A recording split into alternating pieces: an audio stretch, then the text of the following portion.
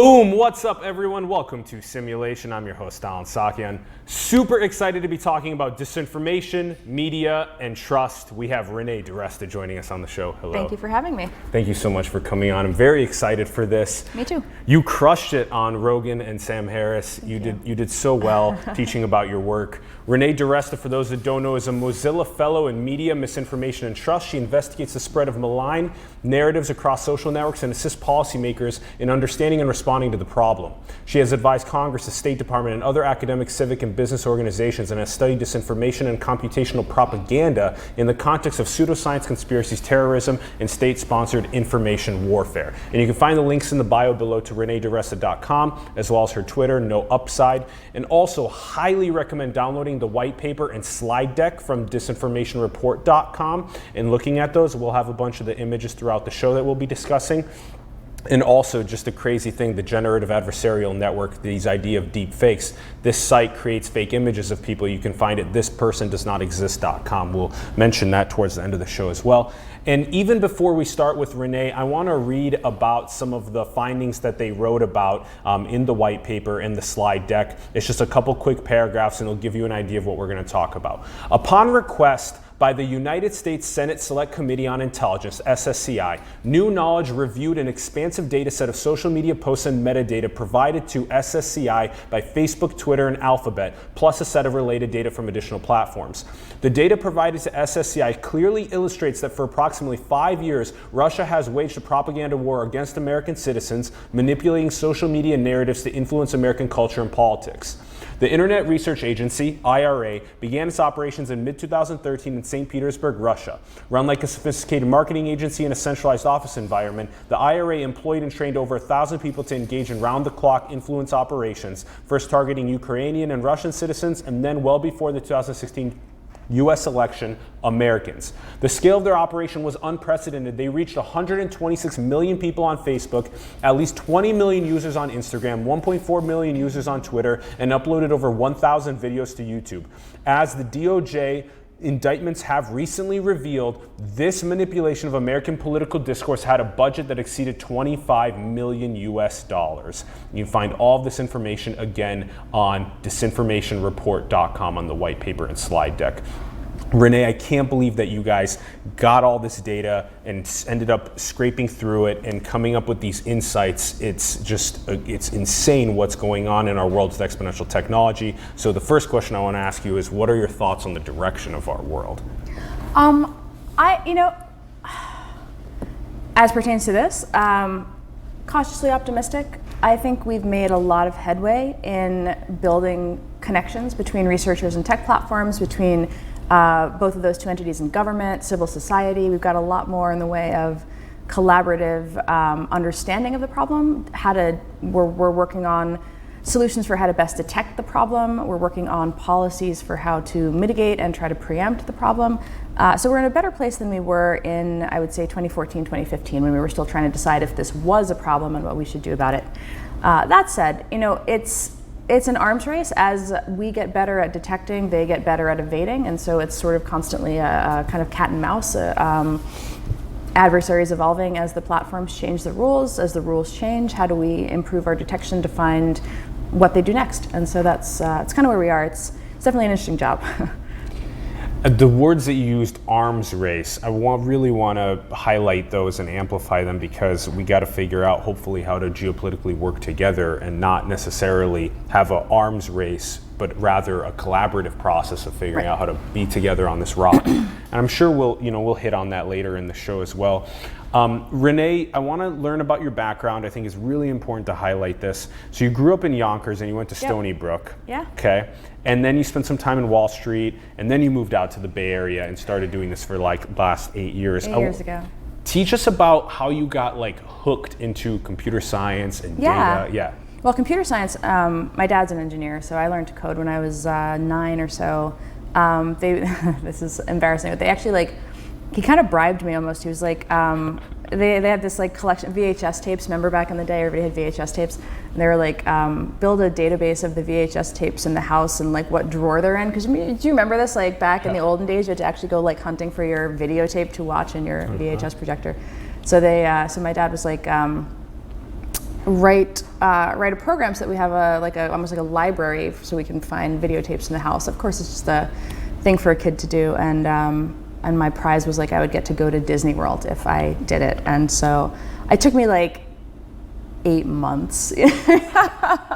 But I mean, so now I've got 2 kids of my own, and I think like, man, that was real conviction. And how do I do that with my own, my own children? How do I teach my 5-year-old who's already obsessed with YouTube and wants to make videotapes of himself doing things? And I cringe a little bit inside at how do you navigate these waters as a parent? But also I'm excited that there is so much interesting technology that he has access to, and I feel like a lot of what I do is think about how do I use the skills that I have to create the kind of world that I want him to live in, and then simultaneously how do I impart some of that love of technology and simultaneously a respect for technology while working to transform some of the negative externalities that we've become aware of in the last couple of years. Yeah, navigating the waters of raising kids into the exponential technology era, good luck. And okay, how about with the computer science and moving into... how did I get into this specifically? Yeah, and then moving into Wall Street as well. What were the profound realizations there, and what made you move out here? Wall Street, I did, it's called high frequency trading now, I guess, but we called it automated market making. I was on Wall Street from 2004 to 2011 at a firm called Jane Street.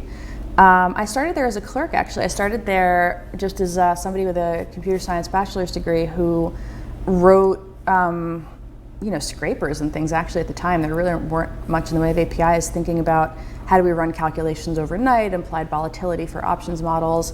I'd never taken a finance class, but I really liked math, and so it was a great place to be where I got to learn from people and then put my skills to kind of extremely, tangible use.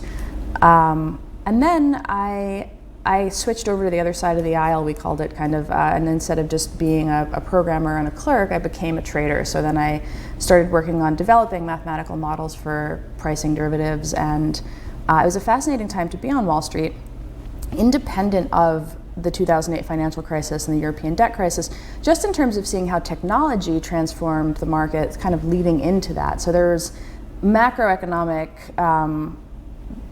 situations that unfolded as I was actually a trader. But more than that, there was also the incorporation of technology into every facet of trading. And so it was a fascinating time to be on Wall Street, just to live through that. So I was a trader during the 2008 financial crisis and through the European debt crisis. And then I left in 2011. I felt like I had been through this extraordinary period and things were kind of settling down into something more routine again. And I just felt like if I was ever gonna go jump and do something else, like that was the time. I was turning 30, so there was this weird number that was kind of associated with it too. And I'd never lived in California, but I met Bryce Roberts, who was at O'Reilly Alpha Tech Ventures, one of the partners there. And I just got really interested in the idea of what were markets in new and emerging companies like. I'd spent all this time working in public markets with an abundance of data, doing extremely quantitative work. I had no network. I knew almost nobody because Wall Street's very insular. You kind of know the people on your trading desk, maybe. You don't talk about what you do. And so I moved out to the Valley because I wanted a network. I wanted to learn about venture capital. I wanted to be around ideas. I was useless as an engineer by this point. So I was like, I can't go be an engineer at a tech company like Jane Street. Everything was like OCaml and Visual Basic, which is completely useless. I tried like learning Rails and brushing up on skills again for a hot second, and then decided that that's probably not the best use of energy. Yeah, came out here, had a great opportunity. I mean, Tim O'Reilly is the O'Reilly behind O'Reilly Alpha Tech Ventures. And he's been such an inspirational figure in the Valley in terms of the idea of create more value than you capture, and how do we invest in technology? Not just that it's going to be the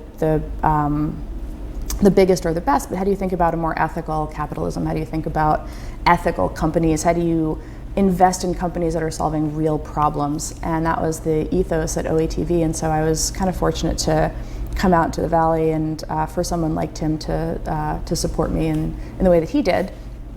And then I got into this stuff actually as like a side project at night. I really missed, I missed quantitative work. That was the thing about seed stage venture capital. It's very much,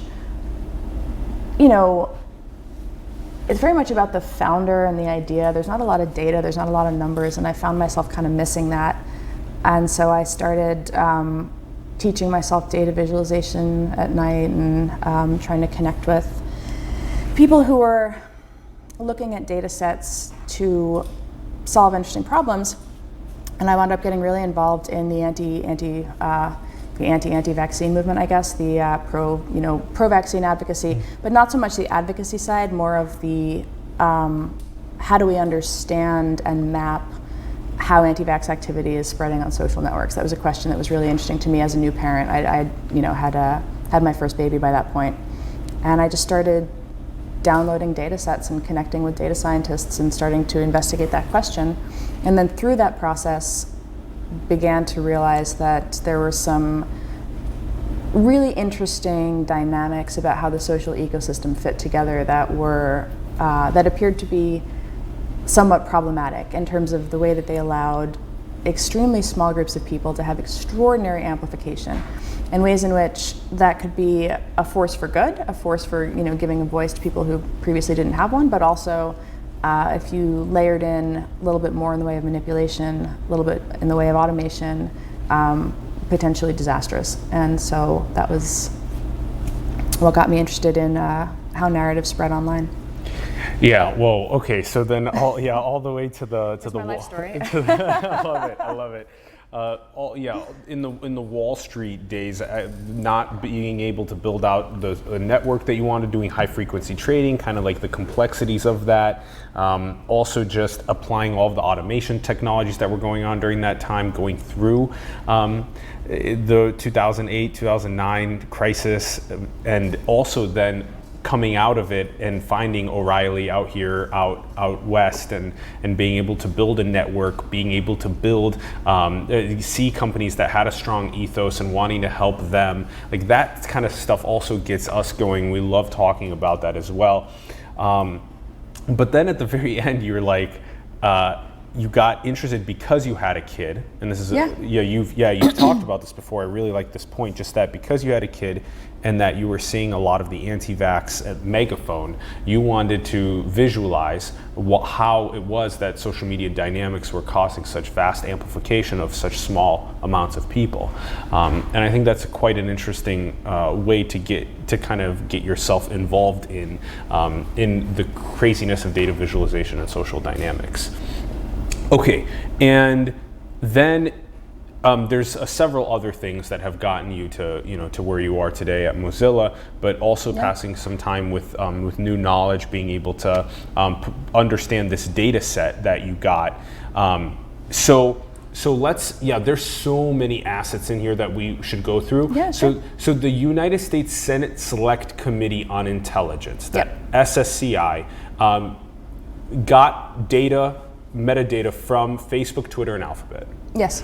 And then that data was analyzed by two groups. One of them was New Knowledge. Yes, and the other was Graphica and Oxford Internet Institute out of Oxford University. Oxford University. Yeah, okay. So that was a sort of collaborative second team. Graphica is a tech company that looks at network analysis, is their kind of core business, and they look at how our conversation is being shaped online, who are the influential nodes in the network, what are themes, how does information spread, and they focus very much on Twitter. They do beautiful visualizations. So we put our stuff up on the landing page Disinformation report, but Graphica also has a great collection of their own analysis. The Senate ran it with multiple teams because they didn't want either, you want to see, given the same data set, do researchers reach the same conclusions? Yeah. Particularly about something as sensitive as election interference in 2016, which, as we'll, I'm sure, discuss, is only a part of what happened, but it's a political football. And how do you ensure that if only one team does the research, it's very easy to, discredit or to say that the researcher is biased, but by doing this kind of blind process. We didn't know Graphica was doing it. They didn't know we were doing it. Oh, cool. Yeah, so okay. we didn't communicate with them until the very end. And the findings were somewhat, because I haven't seen Yeah, Graphica. the findings are extremely similar. They focused a little bit more on the Twitter data. We focused more on the Facebook and Instagram data. Okay. Partly because that was actually, the Senate was recognized that certain tech companies like New Knowledge and Graphica have complementary, in this case, capabilities, and so we spent a little bit more time on the Instagram, and they spent a little more time on Twitter. Okay. But the findings are largely the same. And then I want to know how exactly the data came in, because I think we won't spend too much time in the technical weeds, but like, how did all of the data come in, and how did you guys even begin trying to understand how to scrape it for information? Yeah, so the Senate began holding hearings into Russian interference on social media back in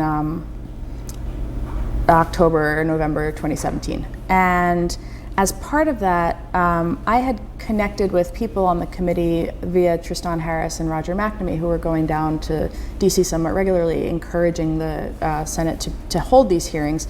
And I became part of that process because I felt that this was becoming so politicized, and there were just huge segments of the population that just didn't believe it happened even. And so we said, okay, if the Senate holds hearings, the tech platforms will come and they themselves will acknowledge that it happened. And so maybe we can bypass this idea that it's all a democratic, figment, fantasy kind of thing. And this is the first conversation I've had about this post-Mueller report coming out. Mm-hmm. And so let me just caveat, just right off the bat, mm-hmm.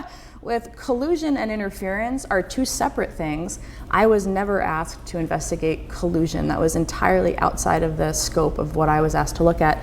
What I was asked to look at was, given the data set that was attributed by the platforms, so at no point did I say these accounts are Russian. The platforms established that themselves. They gave the data to the Senate. The Senate tasked research teams, us, Graphica, and Oxford, with analyzing the data. So that is how did Facebook and Twitter and Alphabet know that these accounts were from IRA? Yeah, so that is a very interesting question, and that was never divulged to us. So, if you read my caveating in the methodology section, it's to the best of my knowledge, assuming the attribution is correct, here is your analysis.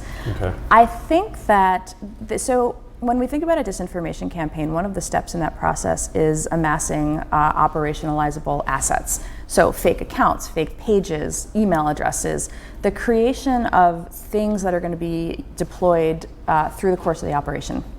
Sometimes the operation is discrete. It's here, you usually see that with like trolls, more of like here's a campaign to change people's perception about one moment in time. This was a multi-year process. So when you have a long game, they build up these assets, and oftentimes if they're sloppy, what you'll see is they'll recycle an email address. There'll be an IP block that is used. There'll be, they were reusing, they had Yandex tags in some of the website code. They had, AdWords accounts that were shared across a couple of the pages. So the platforms have access to metadata about account creation and things like that. No outside researcher can see that stuff. So when we're looking at campaigns, we're looking at it from dissemination patterns, repetitive use of content. It's a different process. So that was they did the attribution though. So social platforms did the attribution, and they have the data that showed them that they thought that this came from IRA. Yes. And then you guys do the analysis data set. So now what do you get then, and how do you, like you said, there's dissemination patterns and content. What does the data set look like that you get, and then how do you start scraping it for information? About 400 gigs in folders. Some of it was PDFs. That was a disaster. It took us about a month and a half to do what's called clean the data, which is just to put it into some sort of format that is standardizable across a database. So to create a database taxonomy, to create a way that we can think about interrelated assets. So a post has metadata about the post, it has the content of the post, it has the image content, it has the text content, it has the account name. So you're thinking about this in terms of how do you design a schema to make this to standardize content across data sets provided from 3 platforms, because ultimately you want to understand what's happening in each silo, but more importantly, you want to understand what this looks like across the entire ecosystem. So it took about a month and a half just to extract, because you want URLs to be, if you want to know what URLs they tweeted the most, you have to have your URLs in a table where you can do that kind of aggregation and things. And so the first step in doing this is more of a forensic analysis than a detection campaign. As I said, the attribution was already done. I was just asked to analyze it, as opposed to go find more Russian content based on this, which was something that we did as part of the investigation, but we were tasked with report on what this content. So month and a half on cleaning it, and then after that, the exploratory period. What do you ask? What do we want to know? I mean, during the cleaning process, we had 2 data scientists on the cleaning. By the way, the data set was NDA'd, so the company did not do the analysis. 6 of us within the company and 2 of us outside the company did the analysis. Okay. So it was siloed in such a way that it wasn't a new knowledge project in quite the same way. It was like a team of people. So we had to really work on how do you, recognizing that people have actual jobs and things that they have to do, how do we allocate resources to put people on this project? So while 2 data scientists were working on the database schema, 3 others of us were in a Word document thinking about what are we going to ask? And so that was a conversation of what does the Senate want to know? What do we know from the media? What are the gaps in our knowledge? Some of it was just running queries, looking at keywords, phrases, things that come up.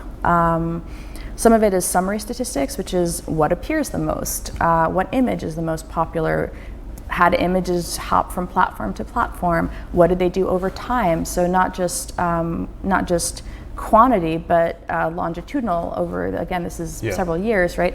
2012. How does the conversation in 2012 look versus the conversation in 2018? Why are there spikes in account creation around these dates? What's happening in the real world? How can we trace back memes that go viral with moments in the real world? Can we look at the data and say this is what they created themselves versus this is what they appropriated from real American news sources?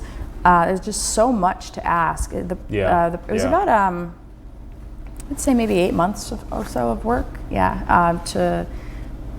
Even with 8 months of work, and I think I wrote 260 pages or something, there was still a feeling of, did we answer everything? Did we? So the Mueller report comes out, the first thing I do is go back to my, pull up the data set again and compare Mueller's footnotes with what I know to be true. And every new story that comes out, you treat as like a breadcrumb that can lead you to find out something interesting about the operation. Yeah. So, okay, a couple things. First is you also said that on the Instagram and Facebook, you guys just didn't get any data pre-January 2015. Right. That was on those 2 platforms. Yeah. And I just also want to, just for on a technical side of things, database schema, and spending 6 weeks on trying to take 400 gigs of data and put it into some sort of a cohesive database that you can then query. That's very tough. And then you have to query for things like you said, like the date, the image, the URLs, all this type of stuff. And this is a lot of tough technical nuance to be able to handle. And we have a bunch of these that we can go over as we talk. So, because there's so many also technical applications that you could potentially leverage.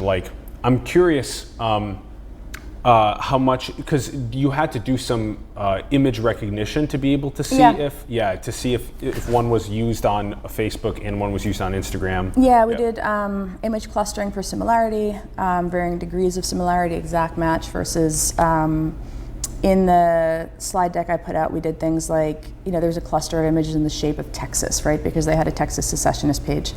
That doesn't really give us any remarkable insight, but you do just run sort of a series of image analysis to look at did they use the same image across their pages? Did they repeat the same image within a page? How did they treat high-performing content? Can we flag an image as this is high-performing content? Did it traverse more widely? Did they leverage it and reuse it again? Yeah. With Twitter, we had we had an interesting challenge, which was the URL data was not given to us unrolled. So it came in t.co links. Yeah. So you couldn't immediately put that into a database and have any meaningful insights into what the URLs were. Graphica did the labor-intensive work of actually unrolling all of that stuff. Since we were focused more on Instagram and Facebook, we didn't. But one of the things that we could see was, for a lot of the t.co links, the image that would come in was actually the logo of the news domain. So using that as almost like a breadcrumb, we could see over time their use of things like CNN.com and NewYorkTimes.com, and then gradually as the operation went on, you started to see more of these news logos from local news. So you would see them grabbing media from, I think, Colorado and Denver and Baltimore, and so you would see these local news logos beginning to kind of populate in the data set. So that was just sort of an interesting thing that that actually emerged via image, just our look at images over time, as opposed to actually having that proven out with the URL data. And I think that recently somebody's gone through and looked at the unrolled URLs and kind of corroborated that was happening, that they moved more into local at the time. So that was nice to see. Also, when you said that, there's also this process of going into a Word doc and actually being able to say what does the Senate, what would they want us to be figuring out. So you're constantly working with your team on asking all of the hard questions and figuring out what exactly you want to take from the data to actually be able to say, we addressed the vast majority of the hard questions. So what we saw before was a timeline, and you indicated that, you have create these things like spike periods. Why are there spike periods? These are the top performing individual content on Facebook. Mm-hmm. And so these are the things like, this is almost 1 million engagements on the asset on the right. I was banned from television for being too violent. Like and share if you grew up watching me on television, have a gun and haven't shot or killed anyone. And then like and share if you think our veterans must get benefits before refugees. That had 725,000 total engagements on Facebook. So these are huge numbers. These are massive numbers. And we believe then that these assets were created by the Internet Research Agency and then disseminated through Facebook pages that the more kind of polarizing the content could get, the more that it would harm the country's discourse. Yes, but also a lot of what they were doing was like this thing here. I was banned from TV for being too violent. Like and share if you haven't shot or killed somebody. That was posted on a page that was about Southern pride, and there's a Confederate flag behind it. A lot of it was reinforcing tribalism. Like that's very much like a right-on. I feel that too. People act like guns are such a big deal, but really I've had a gun and I haven't killed anybody. So it's more of like a yes and kind of like I feel that too. And there was I don't know, on Instagram there was I think the top performing content was a picture of a shoe company. Yeah, I think that's... Oh, do you have that one? Yeah, we have, that one will come up as well. Okay. Yeah. Yeah. Sorry, so I'll save that, but that again was sort of a, that was related to how hard it, what it means for a black woman to hear the word nude, and nude refers to kind of a beige color that's like me more, and so not so much when a black woman hears nude, that is is a reinforcement that you're maybe not what this was designed for. And so that got a lot of likes because that again is sort of very much like a yes, I feel that pain kind of like in solidarity. So a lot of it is how do you build these tribes where you're reinforcing an identity, particularly an identity that feels itself perhaps alienated from or has a sense of grievance or a detachment from mainstream American society.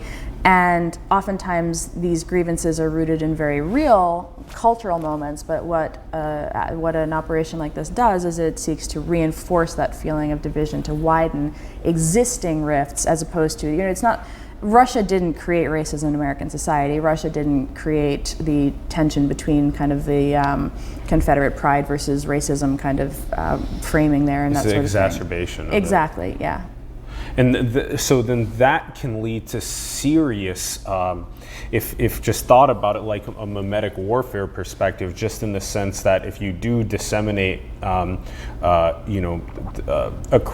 tens of thousands of pieces of content, get millions and millions of engagements, hit hundreds of millions of people, what ends up happening is you end up having these deep impacts on people's cognition, where the way that they think about having a conversation with someone that disagrees with them is shattered, that you can't have that conversation. Right. The nuance gets shattered, and that can hurt a country in the long run, and people in the long run. And then this was also interesting because there was these thousands of people that are hired by the Internet Research Agency also have an understanding of American culture, enough to say that lefty can't enjoy drinking milk because it promotes white supremacy. I'm pretty sure that was repurposed. I don't think that was an original creation. I think I went back and looked over it. And some are original, some are not. So, and that was that is a ongoing colossal pain in the butt as far as analysis, because the whole point of memes is that they go viral, and so the trace back to the original source is extremely difficult, particularly because a lot of the time when you're doing something like using a Google reverse image search or TinEye or the other kind of Yandex commercially available tools, if it has that angry eagle, that was a brand mark that they named a page, an Instagram account, Angry Eagle. Once that brand mark is on there, if you have the same image with a different brand mark, it doesn't always flag. So sometimes it still does. It depends on what percentage similarity is still there. Sometimes they would take something and they would kind of change it a little bit more dramatically, take it down to grayscale, these sorts of things. But you figuring out where it came from is an interesting challenge. Ultimately, they do repurpose real American content, which means that all they have to do is amplify hyper-partisan sentiment. And in this particular operation, from 2014 to 2018, they worked to make their own pages, and so it was important to them to frame themselves as independent media, and so they stuck brand marks on everything. But I don't think that that's where it's going. That's part of the problem, right? Because you don't need to. You are much more vulnerable to detection if you're trying to amass this page and frame yourself as an independent media outlet that people might go scrutinize, versus to just kind of drop memes that come from real legitimate sources that everybody knows, that just amplify a hyper-partisan point of view, as opposed to create your own. Understand the culture. So there's this idea that if you can start several years ago and build up the dozens of pages that are slowly kind of developing in their youthful years, and then you can take and scrape content from existing partisan pages and then just reshare that content on the pages that you've been developing over several years and developing followerships. Also, you can create your own unique content and also be distributing that with, again, these different, and we'll talk about repurposing in a little bit. So there's these different ways of handling this. All right, let's hit the next one, Ronnie. This was the top Facebook performer for Donald Trump. Referencing Donald Trump, and this was for Stop All Invaders was the page. That was an immigration-focused page. So one of the things that was interesting was, like, as we looked at the Trump-Hillary content, how did we quantify what was Trump and Hillary content? So some of that is like who appears in the image, or whose name appears in the image. But for Hillary, they had 20 different nicknames: Shillery, Killary, there's all the variants. And so we were like, all right, so what is our corpus of names for the identification? Looking through this 400 gigs, like, how do we extract stuff that relates to Trump and Hillary? So that was an interesting challenge. But with this, this was January 2017, so this is after the election. And again, the themes of, like, who is an American, preying on, like, this weird conspiracy theory that somebody is going to establish Sharia law on American soil. This is a thing that pops up in right-wing fever swamps occasionally, but is not a thing that is really mainstreamed. But they do take more obscure, hyper-partisan, fear-based narratives and push that out. And that can get 312,000 shares. Yeah. Hyper-partisan, fear-based narratives. There's the next one is the top Hillary Clinton performer. And this one's like, if you agree only U.S. citizens should be allowed to vote. And then this said 77,000 shares. Yep, so there was no, there were none, actually. No pro-Hillary memes on Facebook or Instagram. None were pro? No, none. There was one, and I don't know if it's in here, but it's definitely in the deck. There was an ad encouraging Muslims to rally in support of Hillary Clinton. Yeah, I saw that one. Yeah. So verbally, you might argue that that is a post in support of Hillary Clinton. Sure, but you know what they really were going for there. It was like, let's have groups of Muslims come out and rally to support Hillary Clinton in the middle of Washington, D.C. The goal is to create a spectacle that they could then use as, to create fear, which is like, look at Muslims, which is this group that they were using, that they were consistently demonizing on the right-wing targeted pages. So that would have been a great collection of new media assets for them to draw on. So there were nothing pro-Clinton. There were some anti-Trump posts, to be clear. Yeah. So they roughly grouped their pages into right-wing, left-wing, and then the Black community got its own special 33 pages dedicated to the Black community on Facebook alone. Wow. And so they did segment out race-focused. So while Black Americans mostly are Democrats and left-leaning, not all, but most, they still treated that as a separate silo versus generic left-wing content. So there was anti-Trump content in the generic left-wing content, because of course if you're running a left-wing meme page, it would be easily discovered if you were all of a sudden putting out pro-Trump stuff on there. So what they were doing there was it was anti-Clinton and pro-Jill Stein and pro-Bernie Sanders. And and after Bernie Sanders was out of the election, pro-Jill Stein and pro-not voting.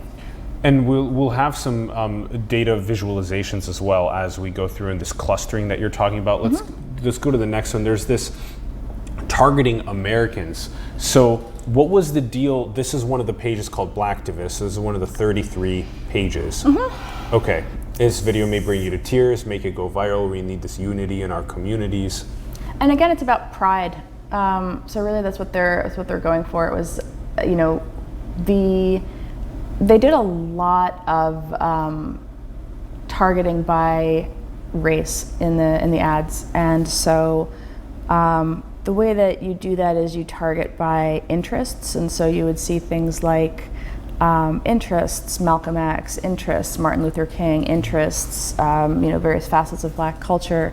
I think there's something, I definitely noted this, there was something about behavior, like African American behavior.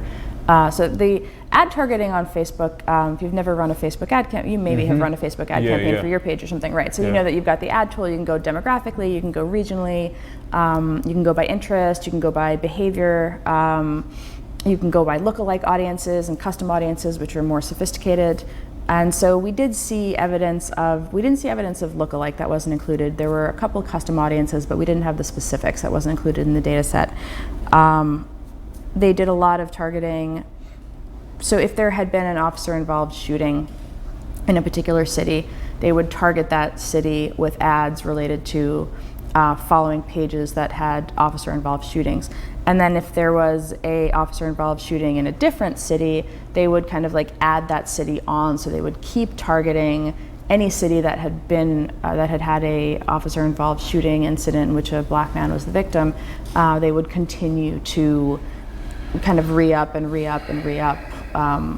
that with ads, and so there would be ads run on anniversaries of deaths of people who had been involved in officer-involved shootings. There were ads for protest marches in solidarity with other cities. So they in some ways, the ad targeting was less sophisticated, meaning purely politically speaking, I think we would have expected to see more in Ohio and Pennsylvania and states that were of value in the election, in the Electoral College.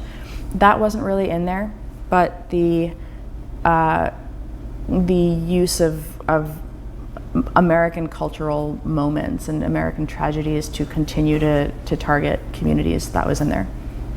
Well, to be able to be intelligent enough to know when an anniversary is coming up, or to be able to target a specific city that recently had, it's limiting all of the nuance and all of the solutions that we actually want to get at, because it can just create that polarization. Okay, so the simple ads that promoted pages is the next one. So this is the how many total Facebook pages were there again? 81. 81 total Facebook pages. Yeah. Back the badge, being patriotic, brown power, and these were promoted and targeted. Yeah, these were targeted. So for brown power, they would, interest base would be Mexican culture, and I think Aztec culture might have been in there as a targeting thing. Back the badge was a pro-police page. Being patriotic was just kind of right-wing culture. I don't remember off the top of my head if that one ran targeting. I think they must have, if they did this, it would have been, sometimes it's like people who like some of their other pages that have audience similarity. Sometimes it's demographic age. They did segment their conservative pages. There was some age-based targeting in there where they had a recognition that like younger people might be more might feel more resonance with like the snarky meme content as opposed to the more like flags everywhere and Ronald Reagan kind of content, which was more of an older generation of conservative.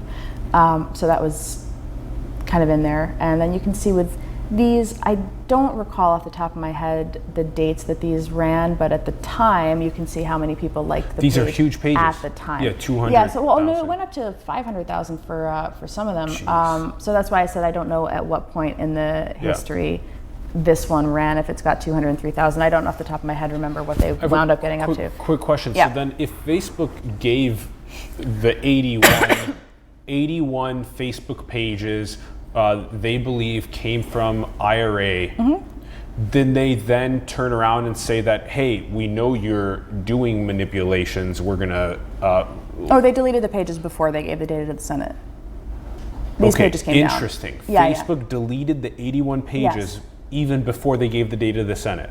Yes. Wow. Yes. Wow. So then you were scraping, data that was, oh wow. Well, it wasn't not scraping. Scraping to me means actually like writing a scraper and Sure. and you were analyzing, violating a term of service.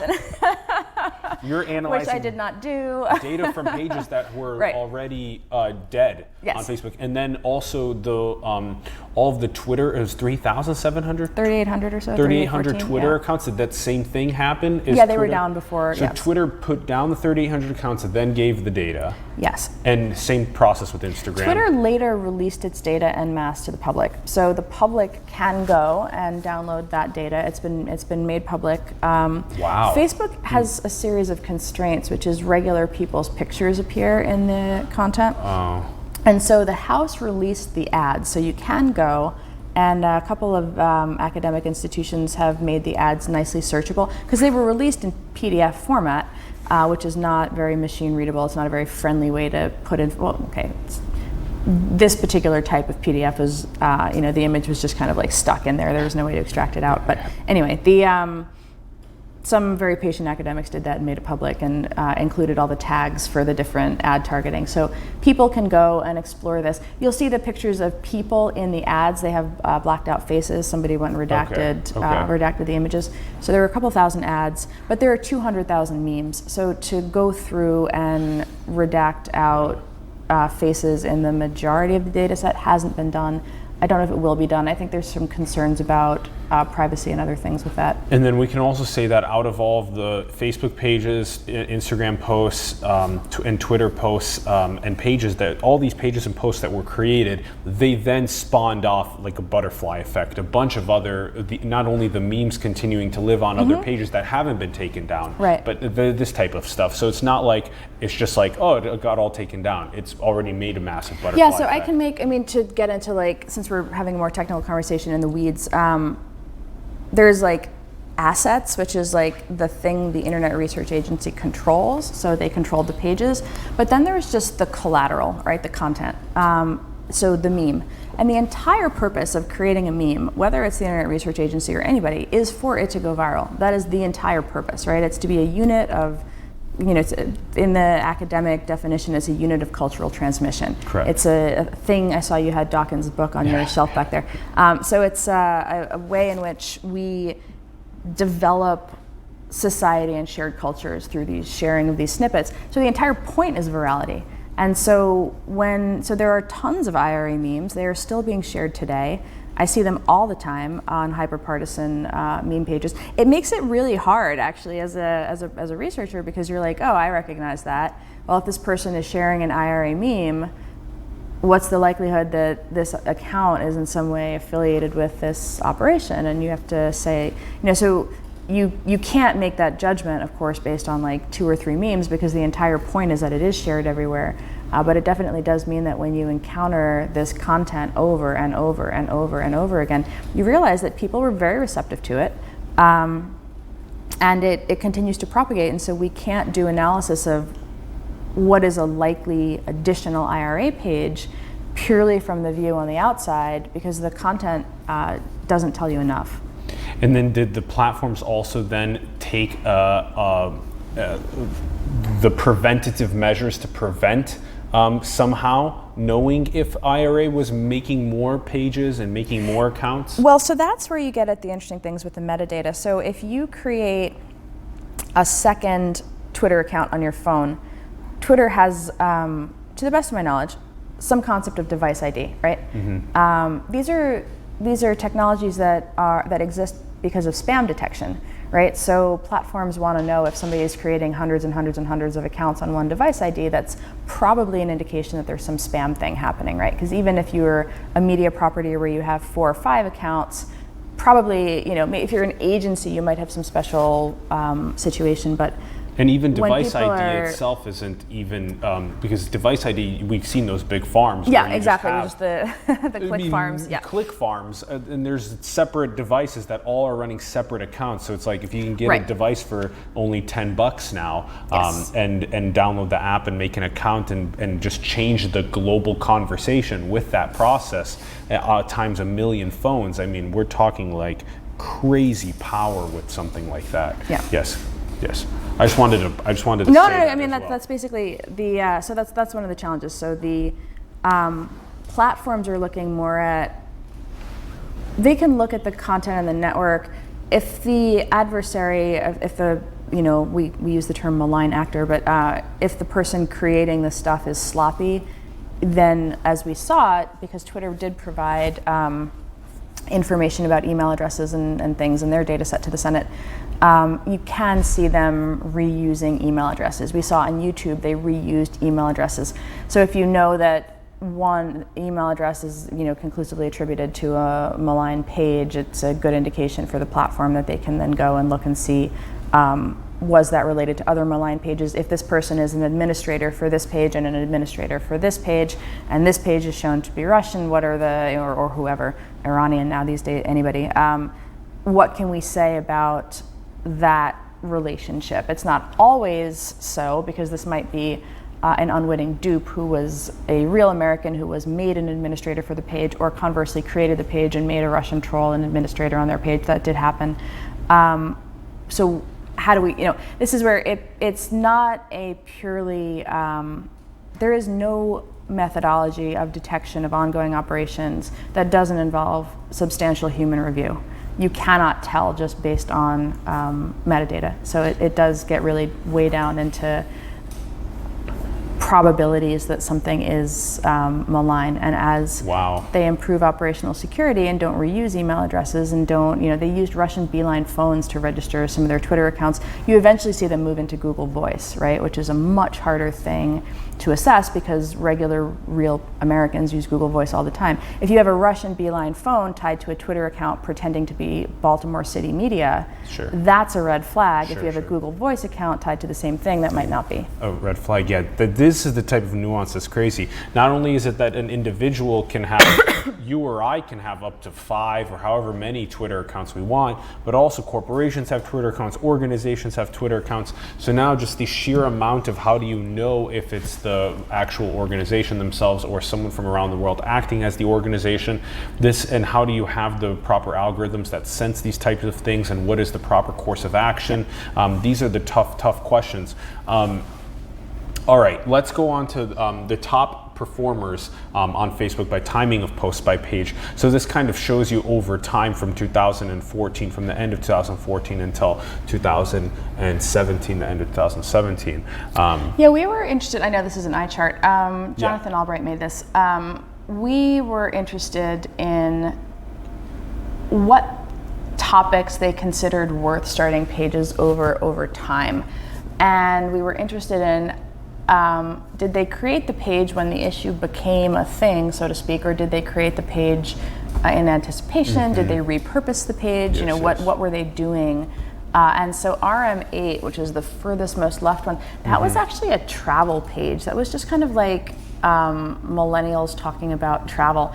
There are things that we know, so this is, again, Facebook is an interesting case because Facebook provided data starting in early 2015. I think with RM8 they gave us some stuff from 2014, but we know that they were operating pages on Facebook prior to that because Adrian Chen of New York wrote an excellent piece called The Agency in the New York Times Magazine where he alludes to other pages that they were running on celebrity culture. And so Facebook provided to the Senate starting January 1st, 2015, and so some of that old stuff doesn't appear. But what you see is like being patriotic, so basic patriotism, LGBT United, they were early on there. Heart of Texas, they get to secession in 2015, and you start to see as things like narratives about Confederate monuments heat up, those pages turn on.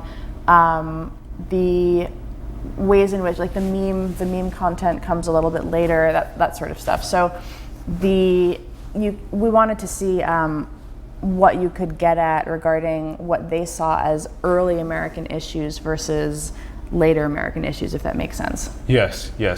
And the Y is the page and the X is time. Oh, I'm sorry, did I screw that up? I just noticed that too. So just the X is time, Y is, the Y is the page.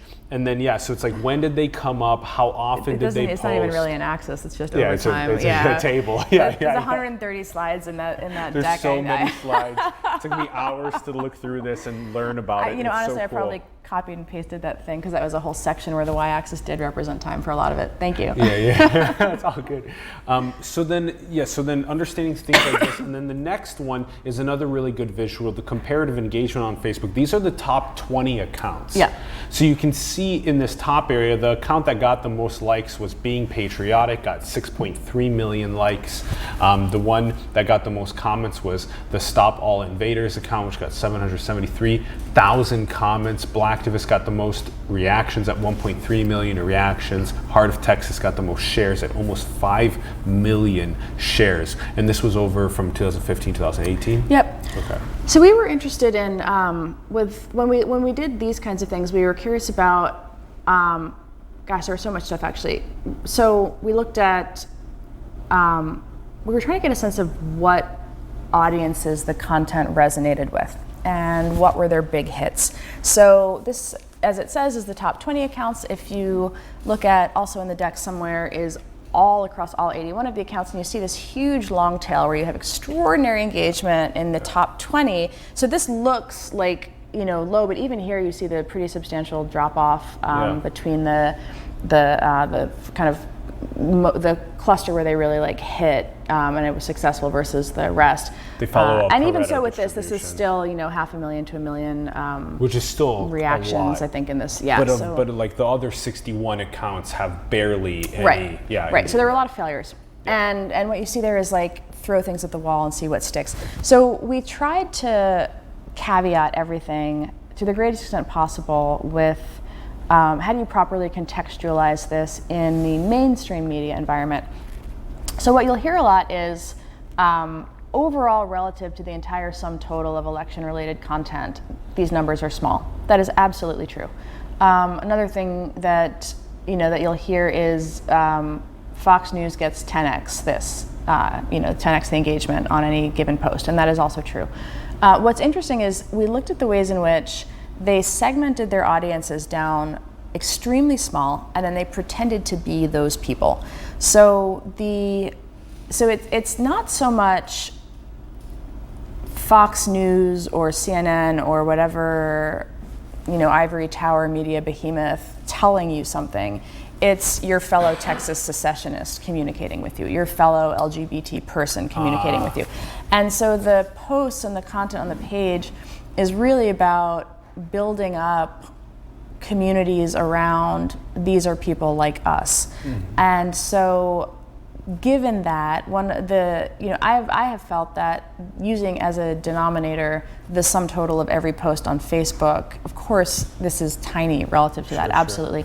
But what I think is interesting, exacerbation of identity politics. Exactly, is when you are targeting something not as a media property but as a fellow American, or as a fellow American who fundamentally distrusts the media and is saying we can't trust what mainstream media is telling us, we have to be thinking independently.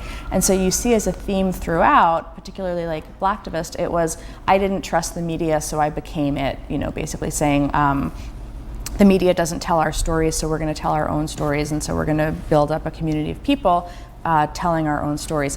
And so this is where you get at, that is a sentiment that resonates with many Americans. So what they're doing is they're capitalizing on that erosion of trust. They're capitalizing on that ability to create tribes, and then they're going in that way. So that's the more interesting, I think, thing to assess when we look at this operation, not did it achieve 10% of the total engagements of election-related content, which is just never going to happen in a, so. Totally, yeah. I want to hit on the next visualization is also, you call it the jawbreaker. I thought that was We call these the jawbreakers. Jonathan Albright does great visualizations. He's a professor at Columbia Tau Journalism School. And this is our jawbreaker. So some of the reasons for doing these is actually just part of the exploratory process, right? Which is when you ask a question, sometimes visualizing something helps insights pop out.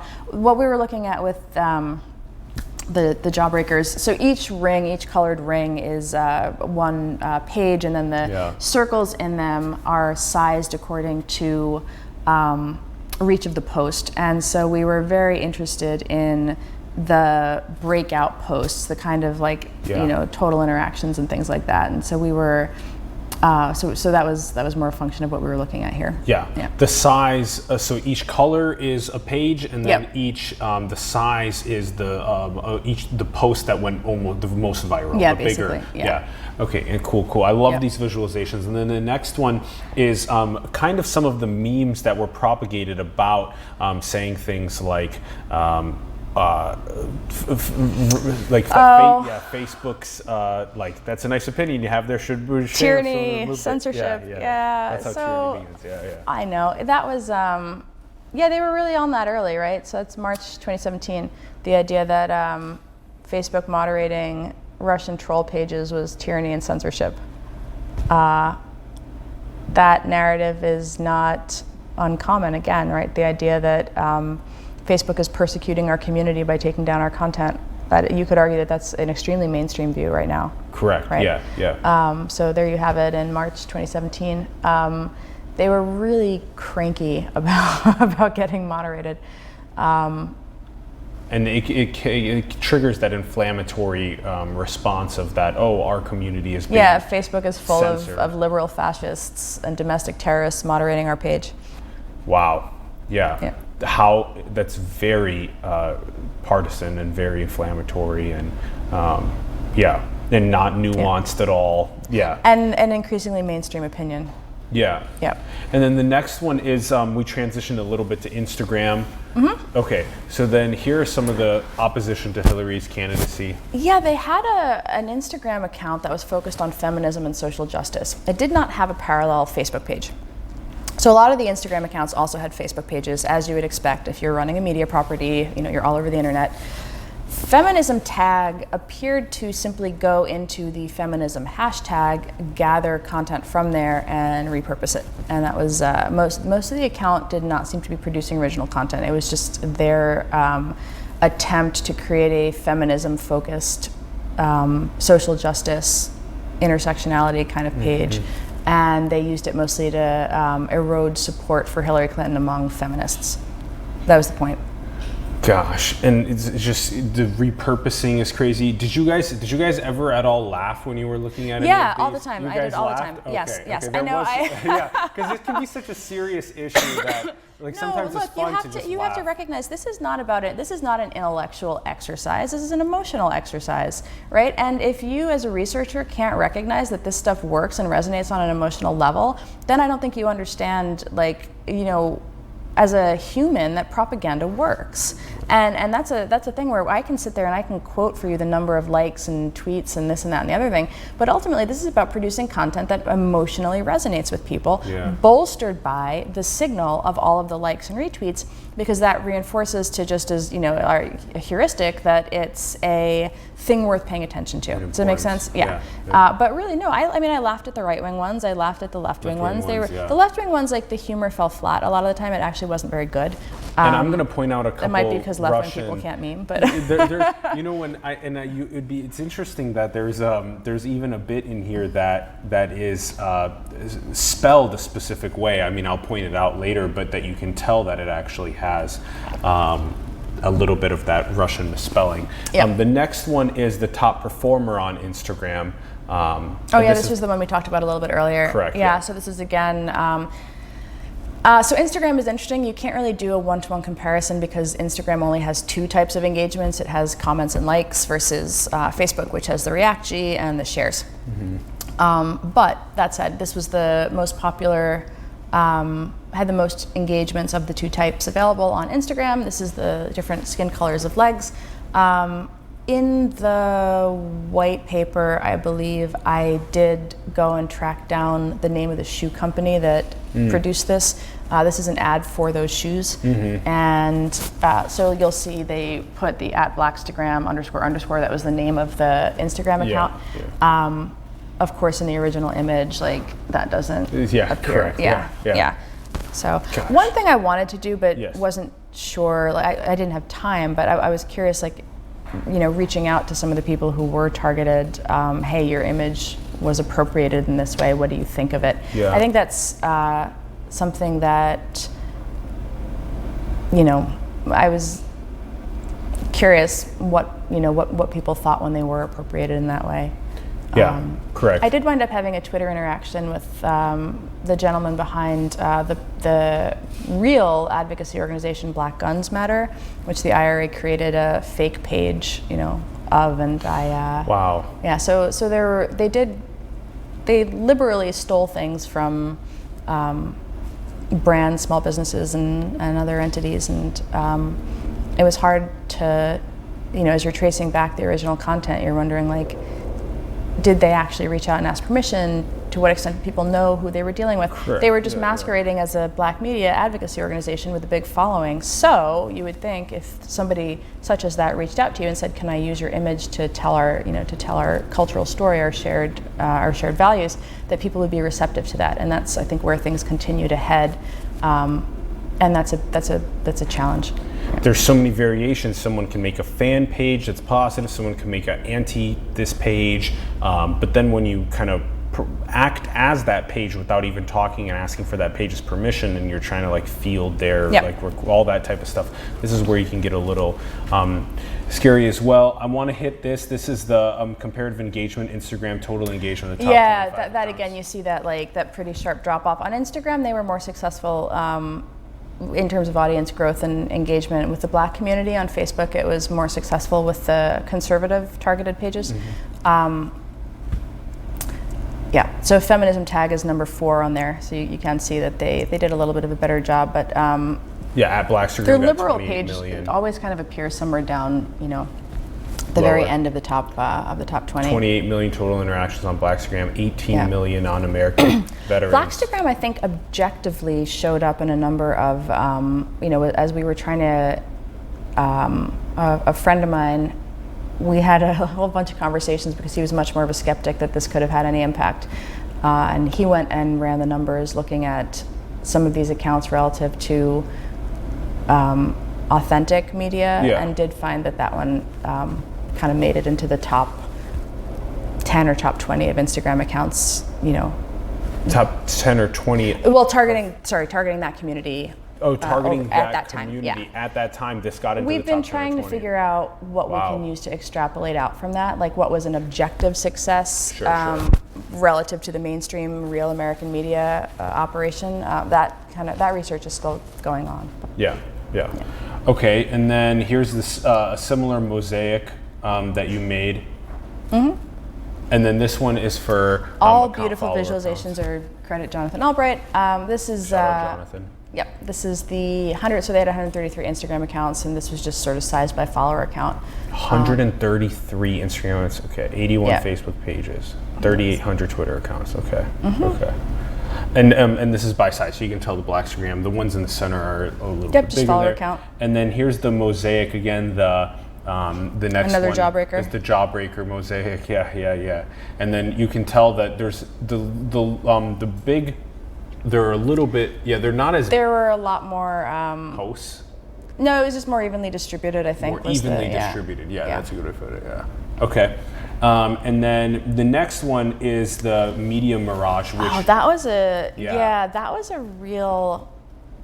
So the way that this came to be. So if you want to ascertain whether something points to something else, you've got either they shout out the name of the page in the text, or they have the brand mark in the image. And so looking at a combination of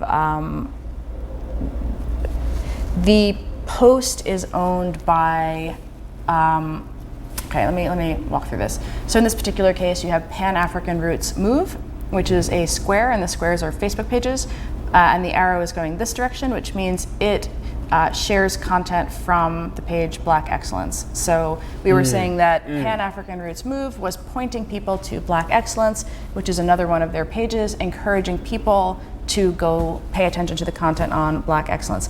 So this was looking at from the Facebook pages. This was a real challenge to do, and I know it's like hideously ugly because the high centrality accounts in this particular case were sharing out to the majority of the community, and in turn sharing back to.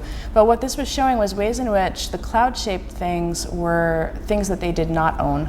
The clouds were not owned. Right, the clouds were not owned by them. The squares and the parallelograms were owned by them. This is something that I think at some point needs to be redone by an artist. With coloration. But it's interesting with the arrows, like you said. This was my working document actually, where I just, I was like, all right, how do I convey, as we were thinking about like ways in which they were internetworking their pages, both with real, authentic Black media.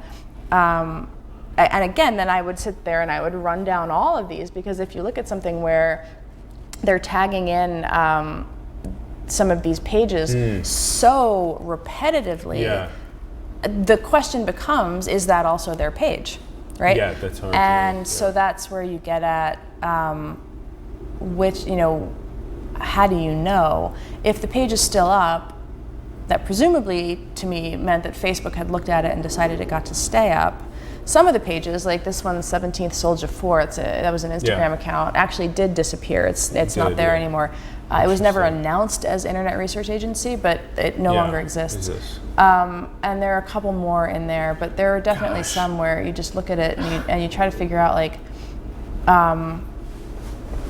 what am I looking at? Is this real? So they can make a post that then redirects people to another page, and then they can tag a bunch of other pages, some real, some their own. And so then you can move people to different. This is This is a complicated process. So that was of like real accounts and fake I accounts. think this took me a couple weeks of just going. So we had the summary stats are largely run by query. The cleaning of the data is somewhat manual. In terms of like, you've got to look it over a bunch of times. You've got to come up with schema. After that, you can do summary stats relatively quickly. Looking at this, you've got the image, again, the image recognition, the clustering that can tell you some stuff, the text that can tell you some stuff.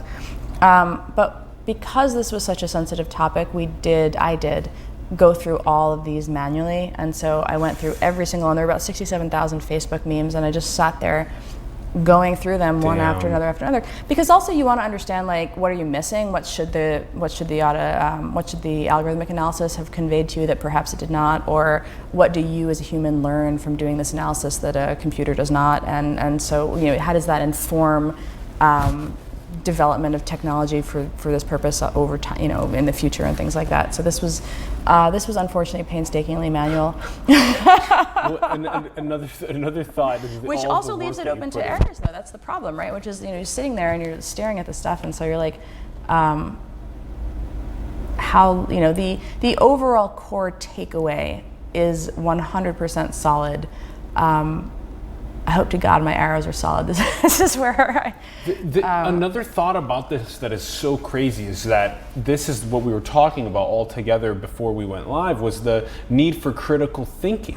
And so if you are a real account, if you're a cloud here, you're a real account, and you see a piece of content come from an IRA or from anything that seems to be just one of those fake farm accounts, that then you can't immediately just be triggered to want to just reshare that content, but to be able to like double click in, identify who that account actually is, where they're from, are they real, can I go to their URL, do they actually have clients or customers or employees, all this that type one, of stuff. Omission is a clothing store. With something like that, you can kind of run down, you go to the website, does it have an address? Where's the address? Does it appear to actually be shipping clothing? Are there pictures on the Instagram of people who appear to be real people wearing the clothing? So you do wind up in these very human investigative processes. My assumption is that that's what's happening within the tech platforms as well. That we use a combination of algorithms to flag things, but then that's not enough. Then it becomes a researcher process, and then you of course don't want to have just one researcher do it, because that could be bias. That could be there could be mistakes made.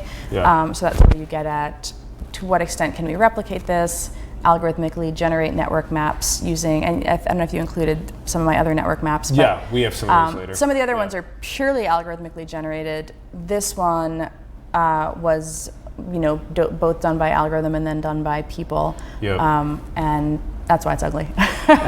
And then the next one is the Facebook versus Instagram stats in total. Yep. Do you want me to get you more water? No, I think I'm okay. Sorry, okay? It's allergies in San Francisco. Want some cough drops? No, don't. That's fine. I can't ever eat a cough drop in a podcast again. That meme. Okay, so the Facebook versus Instagram stats. Yeah. Okay, the total amount of likes on Facebook, 37 million, excuse me. Yep. On Instagram, 183 million likes. Mm-hmm. Total amount of shares on Facebook, 30 million shares. So total interactions in the hundreds of millions across both platforms. Yeah, and followers in the millions also. We were just curious about, Instagram wasn't getting talked about in the news very much. Facebook was. And so as we had this set of Instagram data, we wanted to look at what was Instagram's role. How valuable did they think? Was Instagram like a second-class citizen where they were like, no, it's all about Facebook? No, it turned out Instagram was very much a core priority. Yeah. And they did get significant, solid engagement on Instagram as well. Yep. Okay, and then the next one is ad spending on Facebook and Instagram, and this is per target landing page. Mm-hmm. So in rubles, and it's about 70 rubles is $1-ish, something like that. Yeah, I went and dredged up. I think it was in the 60s in 2016. Okay. Yeah. And then it's something around about on the highest spends was 10,000. That was across the Black Matters properties. Across the Black Matters. So it was a couple thousand for the highest spend per? Okay. This is, again, with this, we were interested in click-through rate, we were interested in cost per click, we were interested in were they directing people to outside landing pages like URLs? Were they directing them to Facebook pages or Instagram accounts?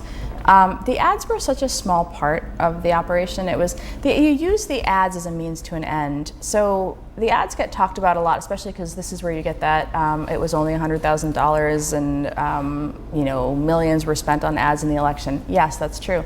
The way that we think about ads, though, is ads direct people to your page. Once people are on your page, you have them as a receptive audience, and you can continue to engage with them over time. And so, in the interest of summary stats, worked through all the ads as well. Yep, and then the next one is just ads by spend as well. So then this was a per ad copy, how many impressions, what was the click-through rate, what was the spend there. And so we kind of mentioned that, 67 rubles for $1. That's $1,649 spent on the highest spent ad. Yeah, so they were not, I mean, and then to put that in context, $1,600 on an ad is not a lot of money.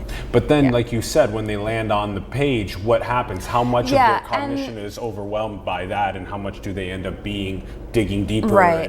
And their click-through rates were good. And that's even, that's a good click-through rate, 5% to 13%. Right, so you run ads, right? Yeah. Those are good click-through rates. Nice job. Damn. Yeah. Holy cow. Damn. So the high click-through rates are likely because it is such a polarizing post. Yeah. The more polarizing, the more clickbaity, etc. So we got to really renegotiate our social fabric away towards nuance. All right, let's hit Twitter. So the next one, Ronnie, is our Twitter. And so this one is just an example of one of the posts that was on Twitter. Oh, yeah. Yes, and this so this came out of the white paper. Oh gosh, what that was, so the tweets were, I am trying to remember why I included this one, honestly, or why you picked this one. Is this because it was the? I think I picked this one because it was such an. Instagrammed a tweet was what they did there. That I believe. I'm 99% sure that's an Instagram of a tweet. Yeah, because this is the post. This it's a long, text. Correct. Yes, long and text post. I am trying to remember why I think this was. This was the Russians talking about how Donald Trump Jr. had every right to meet with a Russian lawyer. Yeah, and how this is like the comparison is also kind of like in a sense like just that I thought I included this because I thought that it was kind of one of those like, if you think this is not okay, but you think this is okay. It's the whataboutism. Yeah, the whataboutism was there, but it also I think I probably included it originally because I was trying to grab examples. There were a couple of interesting things here. First, the English is so fascinating to me because I studied Russian in college for a number of years, and just as somebody who took a second language later in life, one of the things I always wondered was, do I speak in any way like a normal speaker speaks? And the answer is almost certainly not, right? You sound like you're kind of educated after the fact, and so this is like a nuanced argument structured in an extremely here is my declarative statement at the top, here are my 3 supporting points, here's my closing sentence at the bottom. And so you see these first of all, secondly, third of all, moreover, they loved moreover, that appeared in so many of these posts. Meanwhile, this is like a post pretending to be, unfortunately I don't remember off the top of my head which one this came from, but this is supposedly the words of a red-pilled American communicating, in like proper essay format about why it's totally cool that Donald Trump met with Russian lawyers. And every now and then there were these like absurd moments where, they would write these, you see them actually kind of move away from long form English because there are tells. They're tells. Yeah. And so you see now shorter form. Shorter, or more interestingly, one of the things I wondered about was some of the stuff in the data set, just on the text, just as you read the text, this is again where a human has a different experience of text than a machine, right? I was reading it and I was saying, and machines I'm sure can calculate fluency metrics and things. We didn't bother with that, but some posts are like, God, this is just straight up colloquial American English. And so I would type that stuff into a search engine, and it would usually return a cribbed post from somewhere else. So sometimes that was like local news. And so there would be some obscure local news site, and so they would grab the local news, like the lead, and then they would use the lead over an unrelated meme, because then you're kind of breaking that the tell of an accent. Yeah. Okay, and then the next one is the Twitter bot coordination over time. Okay, yeah. So here you had out again now you have on the y-axis you I have got the axis right in this one. you have the Twitter user number out of the 3,800. Yes. And then the amount of green that you see is the amount of posts that they're making over time. Yeah, we were actually looking. We were looking just at, like I said, we didn't spend as much time on Twitter as our other counterpart team did. Looking at automation, and these are basically accounts tweeting. Damn, that is so it was just looking at, so that was the point of this, was actually just to look at what did the could we assess whether they had amplifier bots in addition to sock puppet bots. So the difference, yeah, how do you think about personas on Twitter? Some of the intention of a persona account is to engage directly one-on-one. Other accounts are just there to get those likes and retweet numbers up. Yeah, so. Okay. And then the next one is the top individual performing content on Twitter. And so this was retweeted over 100,000 times, the top photo in the inspirational news stories.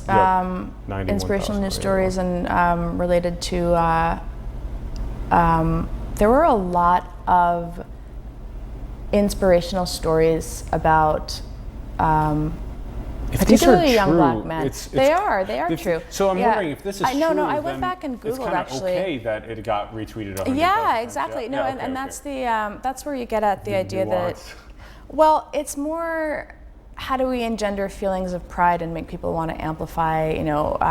People will amplify positive stories, even on. So, if you're growing an audience and you want to do it without ads, one of the ways that you do that is you create engaging content, people amplify it, and then their friends see it for free, right? So you use your audience to beget more of an audience without having to pay for it. And so what you see is a lot of inspirational stories, particularly among the pages that we're targeting the black community, about inspirational stories that the media won't show you. And so it'll say like and share, like and share, like and share, like so that the world knows about, and then the name of the person. And I did go back and Google for some of these stories, make sure they're real, see how the mainstream media reported on them, see if the mainstream media reported on them, try to ascertain like where they got this stuff from. And it's, it's legitimate stuff. These are all legitimate feelings that people have. Of course, what they're doing it for is to grow their audience. Because as you amass your audience, you have more people that you can influence. So you take your page, and while your page is, let's say, positive 75, 80% of the time, there are going to be times when you want to activate your audience. And so you grow your audience just through sometimes engaging stories. In the black community, it was a lot of engaging and very positive stories. On the right-leaning pages, it was very angry stories. So it was stories of like, share how this veteran has gotten screwed. Share how this veteran is not getting resources, but this immigrant is. The police, the pro-police pages, though, again, you would see these, amazing stories of bravery. A canine, right? Beautiful police dog, like and share, boom, goes viral, right? Because people share things that make them have feelings. They don't share, chronological assessments about the legality of Donald Trump meeting a Russian lawyer. That post isn't going to go anywhere. But posts about, look at this inspirational kid, or this inspirational dog, or this hero, there's still a part of us that wants those stories. Damn, you can scrape for the most popular, you can parse for the most popular content and then amplify that to like build your audience that way, and then you can embed kind of the ones that you want to kind of parasitically go out and make the horrible influences that you want. This is some crazy stuff that you can get, that you can build bots to do. Okay, so this is the hashtags link communities. This is one of the. Oh yeah, this is the algorithmically. So this Yes. is this is. This is well visualized. Thank you, because a human didn't do it. I didn't make that. I didn't sit there drawing arrows and writing stuff in this one, as you can tell. That's because this is just a hashtag analysis, and this is purely text-based. So we are not looking at. We can position. So I know that people probably won't be able to see this, but there are red dots and there are blue dots. Ron will zoom in a bit. Okay, so red dots are the names of their accounts, and then blue dots are the hashtags that they were using. So we did try to at least position pages within the cloud cluster. And so you can see the illegal immigration was a page. Well, Wall up up is the page, and illegal immigration was one of the. tag. Yeah, sorry, it's one of the. Okay, it's always hard to visualize mass quantities of information. Liberty Rising's a page, and then it's using the tags funny, insta-funny. Yes, and so what you see if you angle down here. Ron, go bottom left towards cop block. Toward the cop block stuff. Left, yep, there it is. Yes. Okay. So this is where you see things like police, how ways in which police kind of unifies the pro. So they're using the hashtag police for the pro-police stuff, and then also for the Black Lives Matter stuff. And so if you were just on Instagram, one of the ways that people consume on Instagram, rather than just following accounts, some people follow hashtags. Yeah. And so if you follow a hashtag, you can create feelings of tension depending on what you're pushing into the hashtag.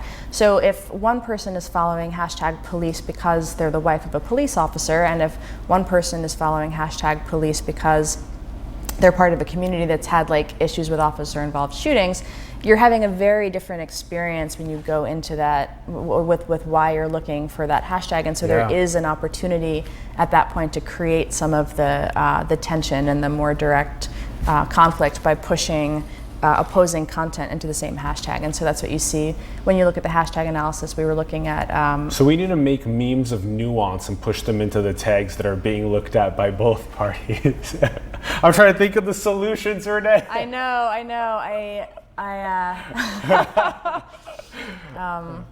The nuance meme culture. Yes. Yeah. Okay, so the visualization here, I like that point that you can see, if you look at a tag, that you can see both the sides being exacerbated under one tag. And then let's go to, now we're going to switch from the Twitter activity to the YouTube activity, which was crazy when I saw this, that out of the 1,100-ish pieces of content, that like 90% plus were for Black community. It was like police violence stuff. Yes, almost exclusively. Analyzing YouTube data is tough. So first of all, we just did basic summary stats for a lot of this, looking at we had channel titles, we had video titles, and then we had the videos. So there was no metadata, so I don't have any engagement stats to discuss on this. YouTube just simply didn't provide it. It was not given to us, so we couldn't analyze it. But yeah, it was overwhelmingly focused on Black Americans. And then Pinterest, it was another platform. Yeah, so that wasn't given to Sissy. That was something that I had found when I was looking for, okay, so back in 2017, the first conversations about election interference were actually related to fake news. And fake news meant literally news that was fake, meaning Pope endorses Donald Trump, Megyn Kelly fired from Fox News, Hillary Clinton dead of pneumonia, body double put in her place, right? So just blatantly false BS. That was the original conversation about what happened in election 2016. And that conversation happened in 2017. In around June 2017, media organizations, I think it might have been Think Progress, it might have been Media Matters, broke the first story that one of the largest Black Lives Matter pages on Facebook was believed to be a Russian troll page. And we had a sense that we knew that there were fake Russian pages. Adrian Chen had identified that back in 2015. The fact that they had been deployed in the context of the US election was not really widely understood until mid-2017. And at the time, if you'll recall, there was this adversarial relationship almost with the platforms, where there was still very much this idea that like fake news couldn't have influenced an election, the Russian bot problem is overstated. So those of us who were on the outside were actually trying to find their content so we could see what did it really look like. And there was this kind of breakthrough where Jonathan Albright found a CrowdTangle, which is an analytics platform for looking at how information spreads. And really began to get a sense of like what the pages were and how they had operated. And once we had the names of the pages, those of us who were interested in finding this content, because the platforms had already taken it down by this point, were going and we're trying to suss it out. And I found some on Pinterest, and I found the United Muslims page content. They had made a Pinterest board for it. And they had made Pinterest boards for a couple of them. They weren't trying to share the content on Pinterest. They were using Pinterest almost as like a file cabinet for the memes, just like, kind of get it in there. At least I assume that's why it was there. It was just kind of limited to a board, and this account had a few different boards, and so we were able to find some of the stuff. And the purpose of including this was to show that it was bigger than the big three tech platforms. Yep, and then Reddit is the next one. Yeah. So then there's use on Reddit as well. Reddit was so fantastic in the sense that they chose to leave it all up there. So they left everything up. Everything is still live. Reddit left everything It was up. not live. Everything is. If you go to that link with a special post, you'll see Steve's post talking about the 944 accounts they found, and you can actually still go and you can see the posts. And so Reddit does their own analysis showing that these were where most of the stuff was posted. And an interesting way to do you can it. also go in and you can see the to leave the. you can see the karma scores for the accounts You can see the karma scores. Just the fact that it was left up, the 944 accounts with the posts, the fact that it was left up. Yeah, well, I think it's because there wasn't much personal data in there, so they didn't have the same constraints that Facebook and Instagram. They didn't know pictures of people's faces. Yeah. And the next one is Tumblr. So then Tumblr is another platform activity. Yep. And then Tumblr did the same thing. They made a sort of similar to Reddit. They put up a transparency report where they disclosed. So this information was not provided to the Senate. It was just kind of put out to the world. And there were these. Don't Shoot Us was related to DoNotShoot.us, which was a website, which was related to another account called Hands Up Don't Shoot. So they're networking their brands across the internet. This was the... Wow, what an extensive campaign. Name your Pokemon with a U.S. police brutality victim's name. Find a gym near the crime scene. Capture it. Make a screenshot of your Pokemon owning the gym. Email it to us and win Amazon gift cards. Okay, the recycling of top performing pages is also the next slide. And so on this one, we have things like the repurposing of content that gets viral. And this was the Army of Jesus page. And the like if you believe, keep scrolling if you don't. Oh yeah, they loved this image. They used it 3 or 4 times, and they had another one with a slightly different looking Jesus. Because again, it's like if you believe, if you like, you're reinforcing your engagement with the page and the account, which means that the algorithm, either you're ranked curation. Jesus owes me money. It was the algorithms are like determined. They're determining what you see, and so if you're engaging with an Instagram account, it's going to show you more memes from that Instagram account in your feed. You're just communicating to the algorithm that you want to see more stuff. Yeah. So on Facebook, liking something pushes it into your friends' feed. Correct. On Instagram, liking stuff signals that they should show you more from that account. And this is that butterfly effect. You're teaching the algorithm, yeah. You're teaching the algorithm and you don't know which feeds it's going into after yours. The next one is the rebranding memes across pages. Yeah, so we talked, this is the kind of stuff that comes out of image clustering. This is crazy that you just change the logo of the page. And I know. Yeah, and just like that, you're hitting the masses more easily. Yeah.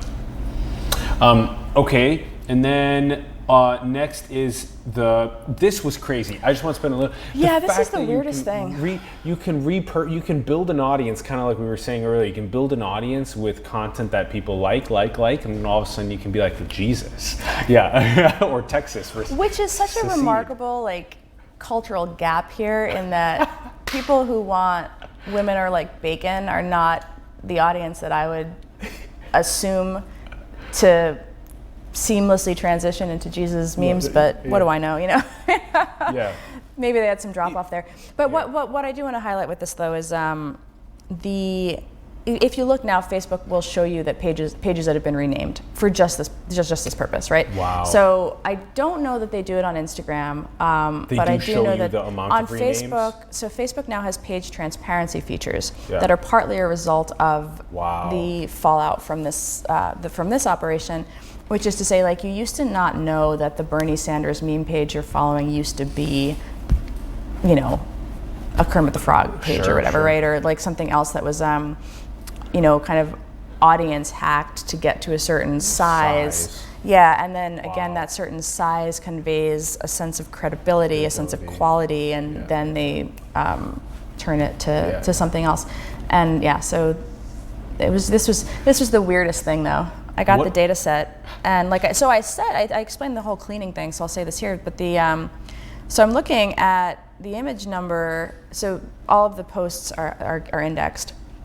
And so I'm looking at the number that matches the text content. It says Army of Jesus, and then I'm looking at this. There were some seriously raunchy Kermit memes, and I was like, what is going on? My first thought was, did we screw something? So I'm going back to the original source, the original CSV files, trying to figure out why this is, and it's real. This may be a tactic that's used more in the future, which is crazy, the repurposing.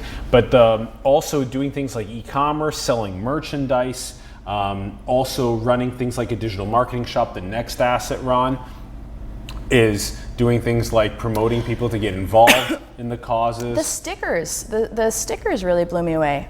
Those are really good stickers. They're cute. It's little panthers. That's right. They were made by a pretend account named Melanie Panther. And Melanie Panther was a consultant for Black Matters, and so they touted her work. And I think I could still find these available for download when I was doing this project. I don't know if they're down yet. And then the next asset also shows the direct outreach, always be recruiting. So this was literally the recruiting to the pages. Yeah, so we've talked a ton about the social media operation, but ultimately, if you want to create tension on the next level, you drive people into the streets.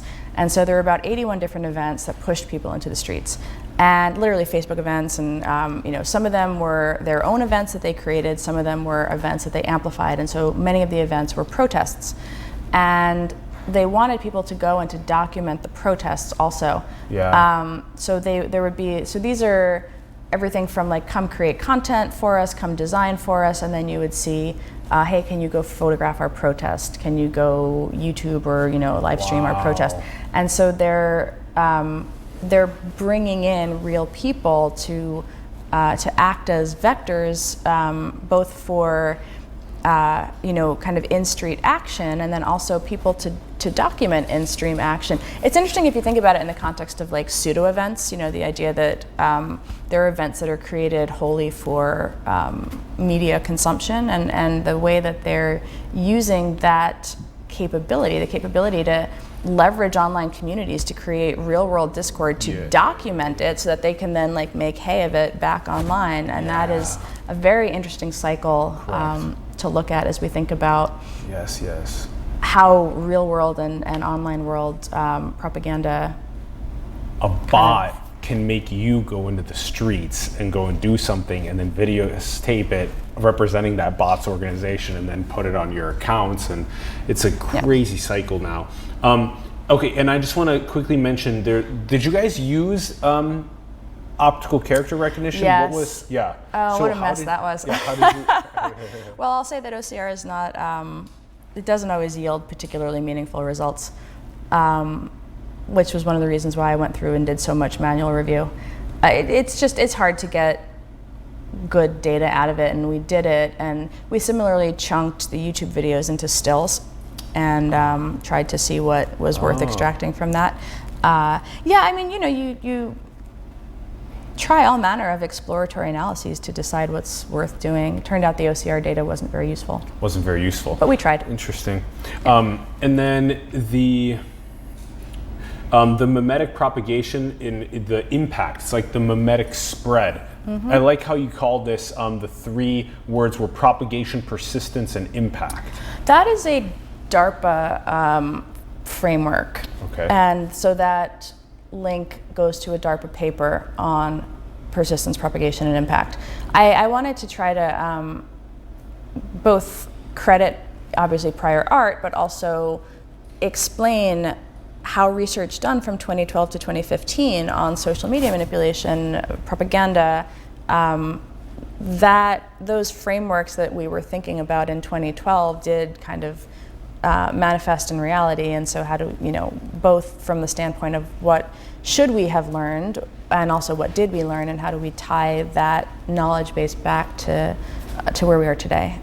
Yeah, so that paper is fantastic. I mean, I highly recommend reading it. I'm pretty sure it links to a slide deck. I think I linked to the slide deck just so that people could go through and understand. Persistence, propagation, and impact are persistence. When we talk in terms of a meme, it's like, does the image have staying power? Propagation is how far does it go? How do people evolve it and spread it? And then impact is, that's the hardest thing to quantify always, but it's does the community begin to absorb the meme? Like, what impact does the meme have on the community? In this case, the images here are from what I believe to be a real person just running a extremely small black media page, and during the time period during which this operation was happening, this page flagged for us, in part because we were trying to find these images elsewhere on the internet, and realizing that this person had pulled from 3 different internet research agency accounts and reshared them. And that was very interesting to me because it does show, and this is again an N of 1, but it shows that for at least some people who operate their own pages, which have their own audiences, they did take that content and they were clearly following multiple pages.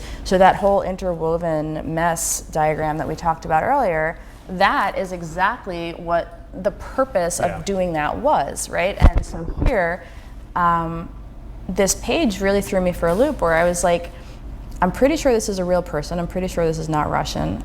I don't know for sure, but and yet here it is, incorporating ideas and incorporating collateral from not 1 but 3 different pages in a relatively short period of time.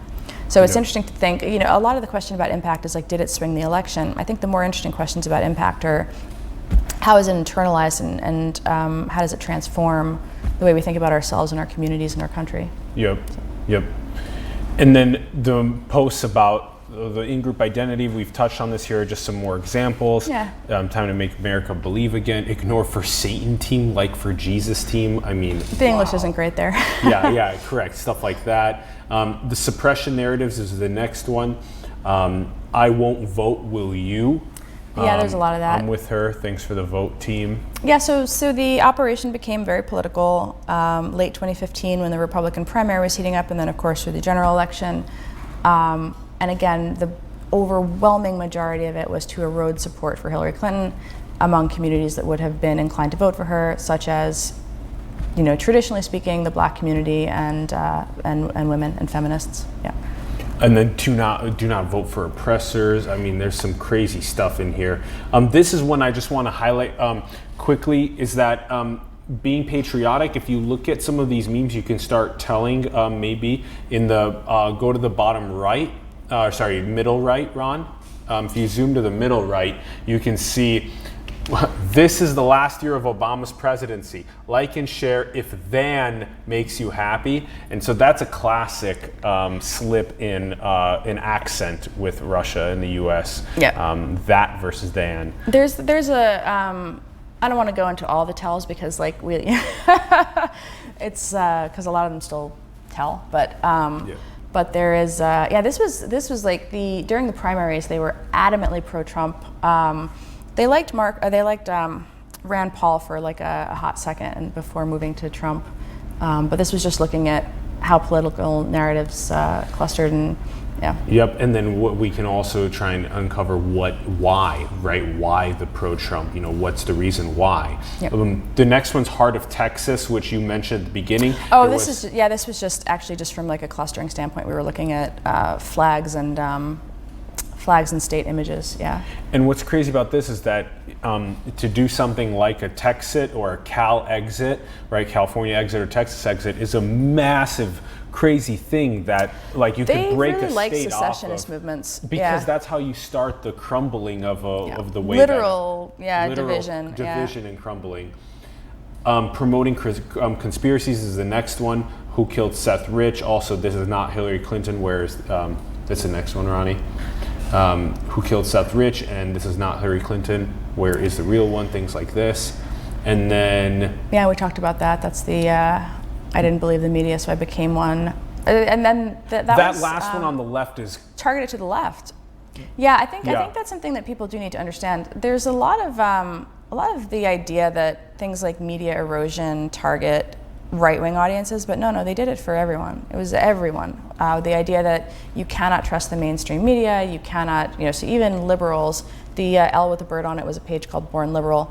The people will believe what the media tells them they believe. Yeah. That's an Orwell. This is so even stuff like this can just deteriorate, like you said, in general, the belief in media. Yeah. But at the same time, in kind of that same culture of the calling everything fake news, it's what is real. Who do we trust to deliver us a real truth? And this has become a main thing that we converse about. Then the next one is about disparaging CNN. CNN got special attention on the right-leaning pages, but I mean, this again is this is like a chicken egg thing, right? I mean, they're just taking the narrative that is actually really out there and amplifying. And then this one was the IRA socializing WikiLeaks. That was really interesting. We get a lot of So for anyone, so as I mentioned, I was not in any way asked to look at the idea of collusion. That is purely that was a Mueller investigation, not part of my role with the Senate Intelligence Committee at all. So, but there was this hack and leak operation that happened. And if you go and you look at the Mueller report, it gets a whole treatment. The first section of the report is the Internet Research Agency, of which much is redacted because a lot of those folks are indicted now. The second section is this assessment of the GRU. So the Internet Research Agency is a social media agency that is not an official part of the Russian government. The GRU it is Russian military intelligence, so it's kind of the equivalent of the American Defense Intelligence Agency, maybe. What happened is they hacked the Democratic, the DNC, and they hacked the Clinton campaign. So two separate hacks. And then using the Guccifer persona and the DC Leaks persona, they leak this information, and it's kind of laundered through WikiLeaks and other means of getting the information out to the public. That potentially, above all, was, I think, in some ways phenomenally impactful because those leaked emails became the story. Yeah. And so they timed them for things like immediately following press moments that were not so great for Donald Trump.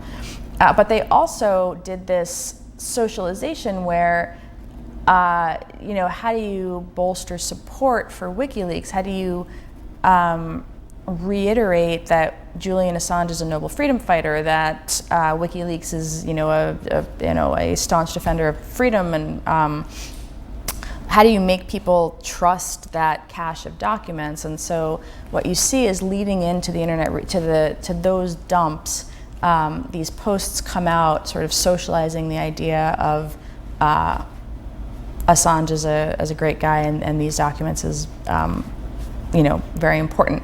And it's interesting because we still don't know to what extent those two operations were connected. Mm-hmm. So all we have is what you can dismiss as coincidental if you're so inclined, but what we do have is these posts in which they are stating, bolstering support for Assange, and they do it in the black community, the left-leaning community, and the right community. So there were certain narratives that go out uniformly to all American targets. So while there's sowing division around race or who is American or who America is for, there's unanimity that Julian Assange and WikiLeaks are good, and that U.S. intervention in Syria is bad. Those are the two things that are almost universally that's the next inflected. one. That's the very next one. So this is anti-war opposition, Syria anti-war Yeah, they leaned opposition. into that for the left-leaning pages. Again, that's not surprising. There are large parts of the American left that, particularly Bernie Sanders supporters,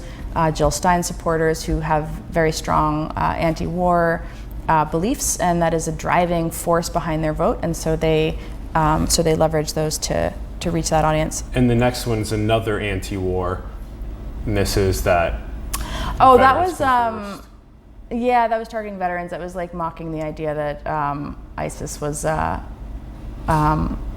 sometimes the memes didn't necessarily, the visuals didn't match the text. So the text is telling you that ISIS is our real enemy, not Bashar al-Assad, and so they're trying to again redirect. Why is the U.S. messing around in Syria? ISIS is the thing. But this meme, of course, has nothing really to do with Bashar al-Assad. This is just saying that the U.S. Aircraft carriers totally dominate ISIS's little truck convoy there. Yep. And then, but redirecting attention away from Bashar al-Assad. Yes. All these types of things are that leveraging Anonymous as well. Yeah, well, Anonymous is a great, it gets co-opted all the time, right? Because of what it is, its very nature. It's like this independent hacktivist collective. Anyone can kind of self-declare and participate, but it also provides an interesting opportunity for them to kind of piggyback on that hacktivist freedom-fighting brand. And since the assumption is that Anonymous are anonymous, the idea that some random anonymous page springs up and starts memeing is not something that you would necessarily give a second glance to. Yep. And then we have the alleged voter fraud as well. This was also another thing that puts people into uproar, is seeing memes like this. Yeah, and they have six different voter fraud violations that they're talking about. They're putting this out on Twitter. They're putting it out on Were any true? Instagram. Do we know? I don't think it was fraud. It was like the voting machine problems and things like that. I think are, somewhere in America on a given election day, some voting machine is having a problem. Yeah. But is it purposely being made? Right. Once you have that screenshot, of course, you can make hay of it, particularly if you've spent... Or synthesize it yourself, digitize That's it. true, that too.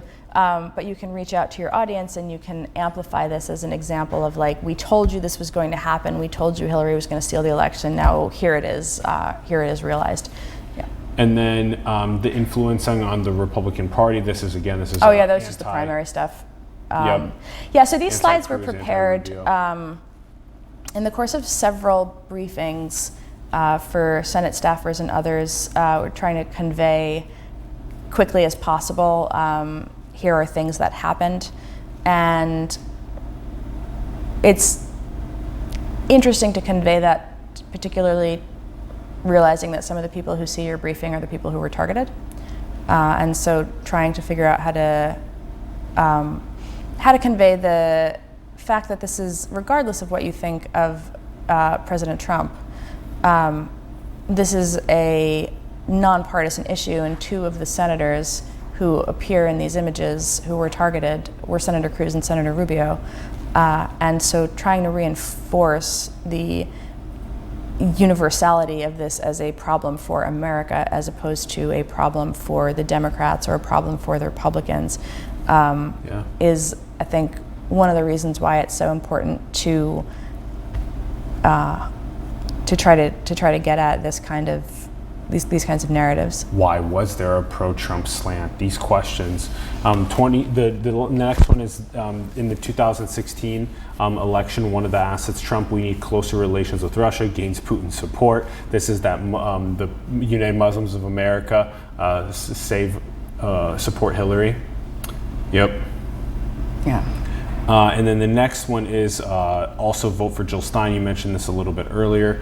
And Russian troll. The next one is Russian trolls on Russian trolls. This was kind of at the very. Oh, these were funny. I mean, end, this is this is like you can't not find this at least a little bit funny. Mommy, there are monsters under my bed. It's probably just the Russians. There's that one. But that's a great ad campaign. It's an ad campaign by RT. And the RT ad campaign for a while there in Moscow airport was missed the plane, lost an election, blame it on us. Yeah, come closer and find out who we're going to hack next. Yeah. Right. I mean, it's It's, yeah. So this is also the type of stuff that gets people to think of. It's just mocking. It's basically mocking it. The next asset is another little bit of mocking of the idea of Russian interference and propaganda. So just the idea of this mocking, it's a reinforcing thing. It's like, oh, there's no way, there's no way, there's no way. And if it just keeps circling, then where's the nuance, right? You've lost the nuance completely. And just these last two assets, one of them is impeachment narratives, which I thought is another one of those. Yeah. Oh, that was an interesting thing. That surprised me. So the LGBT page, of course, was anti-Trump. But more than that, after the election happened, it was interesting to see, this was the Born Liberal, but the LGBT page said it too. Mike Pence is worse than Donald Trump, so we shouldn't push for impeachment. Because then we're going to get Mike Pence. Yeah, and so it was an interesting way to look at how they reworked the narrative following the election. How do you continue to drive grievances and sow discord and make people feel under attack? You're just kind of switching. Prior to the election, it was like reinforcing to the right that they were under attack, so they had to get out and vote because Hillary Clinton was going to steal the election. Immediately after Donald Trump wins the election, the narrative becomes the Electoral College is illegitimate. We need to be protesting in the streets because he stole the election, but not, the Russians had nothing to do with it simultaneously. And then, we don't want them to think the guy is guilty of something and move to impeach, so let's talk about how much Mike Pence sucks. Yeah. And then the last slide is the quantitative numbers on the Trump versus Clinton. We made it. Summary stats. Yeah, and again, it was just kind of, I think it's included in here. I'm not sure that summary stats on mentions is really the defining narrative. Totally. As you look in aggregate at the campaign, but what we wanted to get at was the idea that this was not at least partially about the election at the moments in which that mattered, that just wasn't true. It wasn't the biggest part by any stretch. It was a small percentage of the content. They were much more focused on American society, but they did have a political alignment in terms of electoral politics, and they did reinforce it during that period of time. Well, because what you're going to have is in 2016, all the whatever happens, Clinton, Trump is going to dissipate more so, but then you'll have all the things that were tribalism, identity politics, those things will stay. Yeah, they'll stay. Alive. And had this not been uncovered, right, those assets, those pages that they had created would have stayed. And they would have continued to influence, and they would have continued to. And then you would, one of the things, we did find pages that were still active while we were doing this, and then we gave them to the Senate, which gave them to Facebook. Because I, at the time, was not to communicate directly with the platforms. Everything was, I communicated to the Senate. Yeah. And we did say, hey, here's some stuff, here's some assets that look to still be active, and so they came down. And that was content that was not English language. That was content that was Arabic, actually, and focused on Syria. But you could tell based on certain assets that they used. And then the other thing, the thing that is not in the slide deck, is the overt propaganda networks. And so that's RT and Sputnik. And so you'd see RT and Sputnik embedding tweets by Russian troll accounts that Twitter identified that pointed to Facebook pages. And so you see the way in which the overt, state-funded arm of the media, RT and Sputnik, are amplifying these troll accounts. Now, of course, we have no idea if they knew that they were troll accounts. That is, again, there are coincidences in the world. Yeah, and this is a good way to just wrap. I do think that some of the crazy stuff about this is that we have to figure out how we knew these were troll accounts. We have to figure out how we know where is the rest of the data, and how can we get that data? How can we open source it, make it easier for us to be able to analyze it? Also, how can we prevent future internet propaganda that is trying to be destructive, that is trying to push people away from each other instead of have a nuanced discourse with one another. So I'm curious, maybe there is a way to get like a whistleblower that comes out from the IRA and says that this is all true. That's happened. Oh yeah, that's happened several times. Yeah, there've been a bunch of them. Who have been the ones? Ludmila Savachuk remember that. So she went undercover there and wrote an expose. Some of the best early coverage of the Internet Research Agency was done by Russian press. There's, I think it transliterates to like RBK. Sometimes it's RBC. But it was a Russian site that has some fantastic data visualizations in which Russian trolls talk about their quotas for the day and how they decided what to post, and has visualizations on pages and things like that. And actually from that, I think we found the names of like 2 or 3 pages, because that article came out before before the Senate investigation started. They know, because the Internet Research Agency used to target Russian and Ukrainian citizens. It didn't start looking outward at America. It started internally focused. So investigative journalists in Russia were interested in it as a function of what is it pushing to Russian people. And here's an example. And Ron, if you wanna pull up the NDI, this is thispersondoesnotexist.com. Do you see it, Ronnie? Yeah, okay, cool. This is the generative adversarial network, GAN, and this is something to test with your friends. You can just refresh the page if you want, and you can find another completely synthesized face of someone that doesn't exist. Click refresh again. And so these are the types of things that we were discussing a little bit ago, that video that Trump posted about Nancy Pelosi, and is that actually what that percentage faked down. is that? What percent? That's a fascinating question, right? Which is like, we've had computer movie monsters for forever, right? And there are certain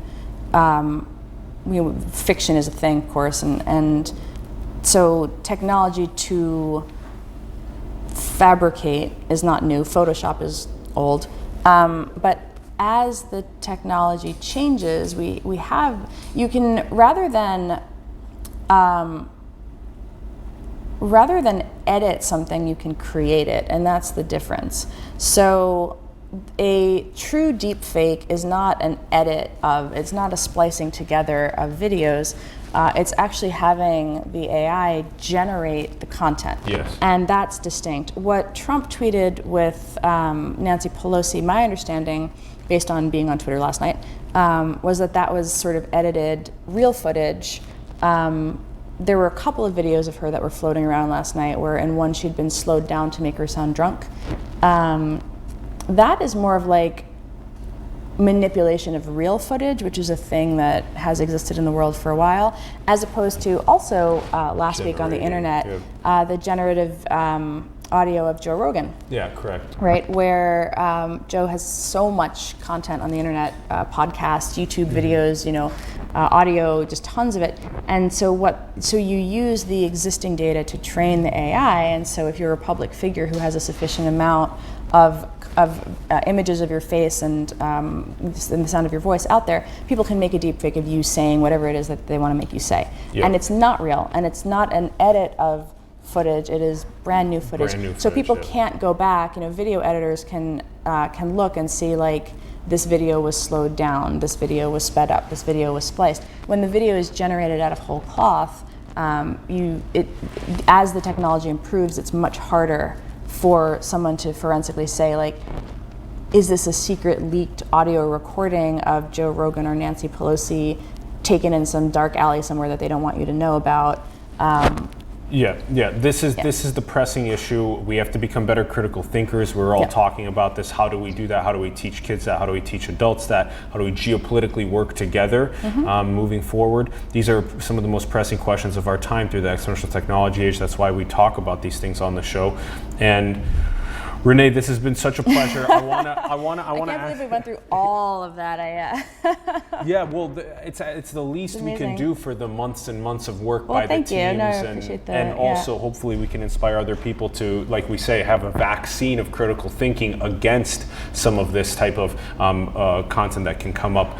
Do you think we're in a simulation? That's such an interesting question. My inclination is no, but that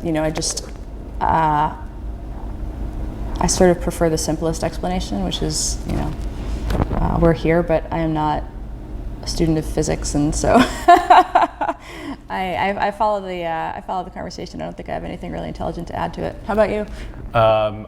To be on time, I can tell you afterward. But okay. What do you think is the most beautiful thing in the world? Oh, my kids. I know that's such a mom answer, but I'm just like, I look at them and I'm amazed. Yeah. Renée, this has been such a pleasure. I really appreciate you coming on the show and teaching us. Yeah, thank you for having me. Thank you, yeah. Thank you for all your hard work. Yeah. There's a lot to still do. There's a lot to still talk about.